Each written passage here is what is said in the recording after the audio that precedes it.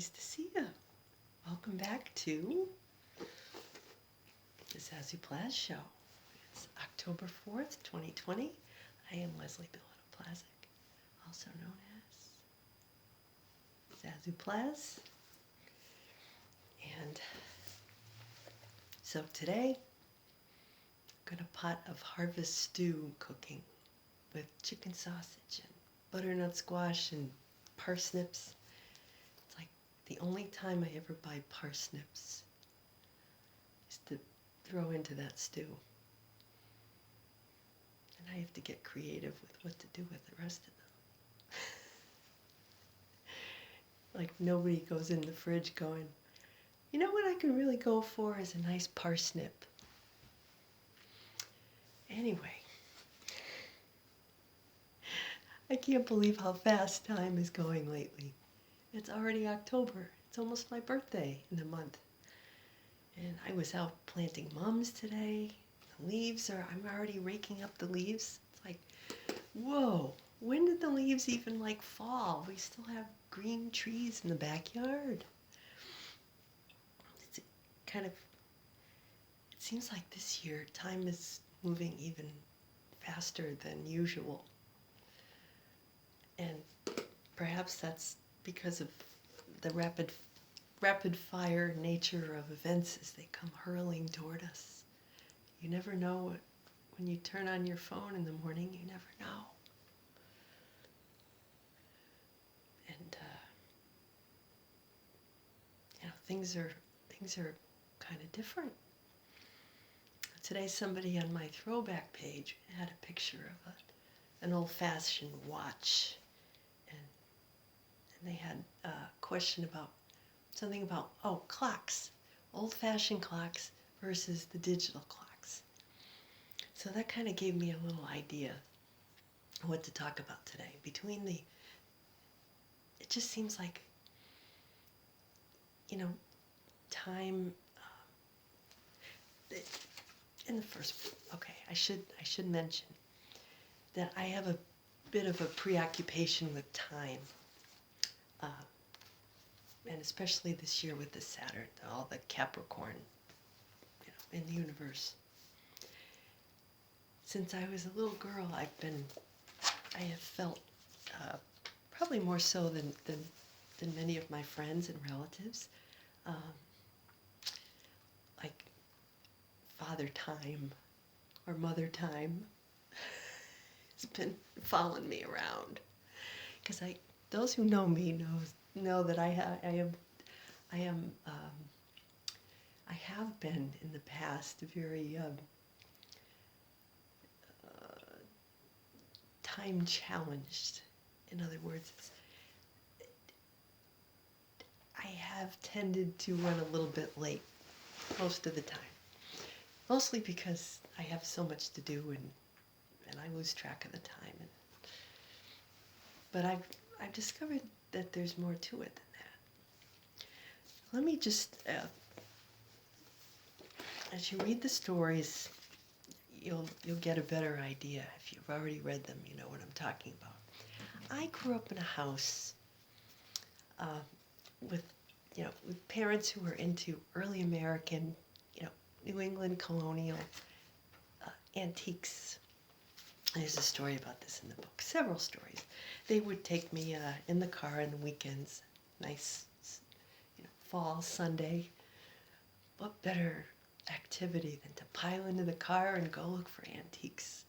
So we'd go to these, barns and places that had lots of old stuff, and I'd be like, oh, but I didn't have much say about it. Everything was kind of dusty, and they knew what they were looking for. They'd poke around and inevitably find a clock or something, something small that they could throw into the car, and then my dad would get it home and roll up his sleeves and put the clock or the bench or whatever on his gray workbench, put his apron on and his goggles, and commence surgery on the clock, usually a clock. And he knew how all the pieces worked and all the little dials and everything. He would finish it, you know, and then so eventually there were clocks everywhere. Here's a picture of my mom. This is Christmas 1976. See, she's opening a present. She's sitting on that. That's the couch that she put the Bob Steele book under and forgot about it. But see, there's one of the types of clocks that we had, and see the early American like pieces here and there. That was the style. Well, that was their thing. And then here's another picture. This one was Easter, the next spring. See, there's on the mantle. There's another clock, and so there were at least two in the. This was the living room, and then there was usually one in the dining room, one on the shelf in the kitchen, maybe one in the hallway, you know, and then upstairs, you know, maybe a couple of small clocks in the bedroom. And there was one in the den where we watched TV, and you'd be watching TV or you'd be in there, you know, be quiet. If you were in the house or the room alone with the clock, it'd be like tick, tick, tick, tick, tick, tick. But with all of them going, you almost didn't notice it after a while. And they were all set to different times. So my cousins would come in the house and be like, how do you stand it? All these clocks ticking and I never knew what time it was because all the clocks were set to a different time. Today you just, you know, look at your phone or whatever. So I think in adulthood, the way I kind of dealt with this was and having a bit of the rebellious nature to begin with of some of those in my generation. I decided that I wasn't going to let the clocks have their way, that I was going to ignore them as much as possible in order to maintain, I don't know, just to do my thing. So I felt some sense of, I guess, control in ignoring clocks because I had to do it, you know. So they were always all around me, so I just ignored them. And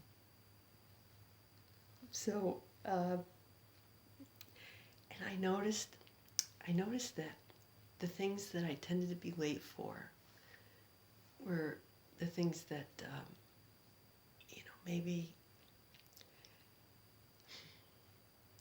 the things that I didn't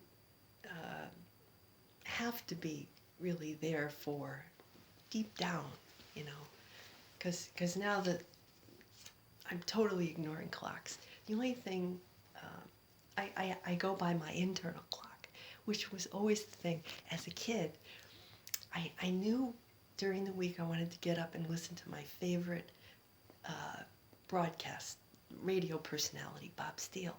So I would always seem to wake up with just enough time to get downstairs, have breakfast, and listen to Bob tell the joke of the day.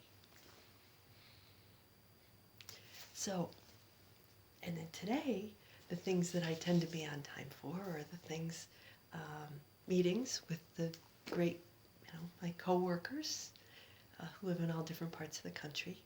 I have just a sense of urgency about that. But lots of other things, in the past I've let slide, and things turned out, you know, pretty well. I had a sense of not rushingness, and it felt, even though most people would probably pride themselves on being early or on time for certain things, I felt that it was important not to be. And I think now I'm finding out why. Because if there's something that you really, really care about, you'll be there. Right? I was on time for my wedding. I was on time when my kids were born. It was really early. So, just thinking about time. We've got a clock down in the dining room. It bothers me because it needs a part, but it's been sitting on the floor for several months now. And so what used to happen when it was up there was, now my husband, you know how we'd have to set the clocks ahead or the clocks back. So we would have to set the clocks back in the fall. And what we would do is just to kind of, I guess to be funny or to see if anybody noticed, my husband used to leave the clock, like he wouldn't turn it back, and see if anybody noticed, you know, like if we were all sitting around the table having a holiday dinner, and inevitably it would be my parents who would notice that the clock was just a little experiment he used to do, and then he'd be like, oh yeah, you know, the clock, it's much later than that, or much earlier, or whatever, but that was, you know, he's the one who tinkers with the clocks in our house. But now the clock is on the floor, and the thing is that the reason it's on the floor broken is that I broke it trying to turn the clock ahead on a holiday in an effort to, I guess, keep up with the rest of the world. And I did something and I broke it. And now there's this part that's like a spring or something, and you have to order it, and you know, it's not been on the list. Now that we're sort of fixing everything up, I have to decide if I'm going to order the part or if I'm just going to let it sit on the floor and be the wrong time.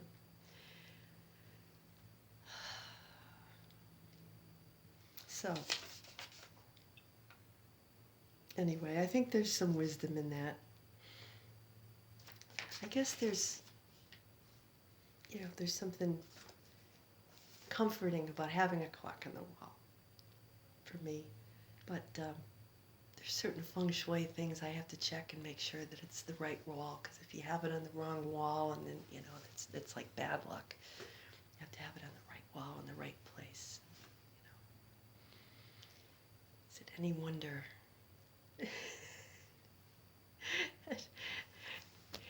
Kids today, they don't know. If we wanted to watch our favorite show, we had to show up on time or else you'd miss it.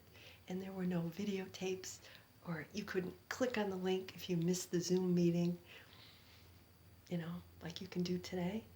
You had to be there. And there was a certain always sense of, you know, having to keep up. And today, I think one of the things I like about the 21st century is a little bit of being free of that sense of we gotta stay in the hamster wheel. You know, we gotta keep up with this one and that one, and we gotta go fast. My grandmother had this saying. She used to say, my Mime, she used to say, let's go so we can come back. Come on, we're late. Let's go. We gotta go so we can come back. And I looked at her one time and I said, Mime, why? What? She said, come on, Zazoo, come on. Zazoo, get in the car. Zazoo, mata now. Don't ask me. Let's just get in the car. So now I'm asking,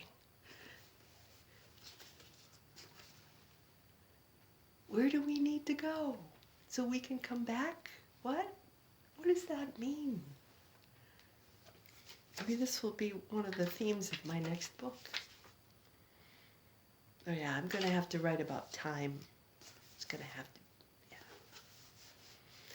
Look at the time. This has been a 15-minute video. I gotta go. Gotta go and have my dinner now. So,